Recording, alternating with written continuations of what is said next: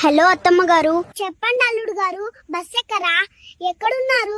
ఇక్కడ bus stand లో చూస్తే ఒక్క బస్సు కూడా కదలట్లేదు. అంతా స్ట్రైక్ అంట. మా పరిస్థితి ఏంటి ఇప్పుడు? అయ్యో అల్లుడు గారు, ఇక్కడ కోడికూర ఉడుకుతోంది, గారెలు ఏగుతున్నాయి. మీరు రాకపోతే ఆ కోడాత్మ శాంతించదు. కోడాత్మ సంగతి తర్వాత ఇక్కడ నా ఆత్మ గాలిలో కలిసిపోయేలా ఉంది. నెత్తి మీద ఒక మూట, భుజం మీద ఒక మూట వేసుకుని కూలీ నంబర్ 1 లా అయిపోయాను. మీ కూతురేమో చేతులు ఊపుకుంటూ స్టైల్ గా హ్యాండ్ బ్యాగ్ పట్టుకుని నిలబడింది. అయ్యో, నా బిడ్డను అంత కష్టపెట్టకండి అల్లుడు గారు. బస్సులు లేకపోతే ఏముంది, మా అల్లుడు గారు బలవంతుడు కదా. ఆ మూటలు పట్టుకుని నడుచుకుంటూ వచ్చేయండి. మీ ఊరు మా ఇంటికి పక్క గల్లీలో లేదత్తమ్మ, 10 ఊర్ల అవతలుంది. నేను అక్కడికి వచ్చేసరికి ఆ కోడి ముక్కలు కాస్త శిలాజాలు అయిపోతాయి. అయ్యో అల్లుడు గారు, మీరు రాకపోయినా నా కూతుర్నైనా ఏదైనా ఫ్లైట్ లో పంపించండి. ఇక్కడ కోడికూర వేస్ట్ అవుతుంది. అత్తమ్మ గారు, మేమున్నది బస్ స్టాండ్ లో, శంషాబాద్ ఎయిర్పోర్ట్ లో కాదు. అయినా మీ కూతురు మీద ఉన్న ప్రేమ ఈ అల్లుడి మీద లేదు.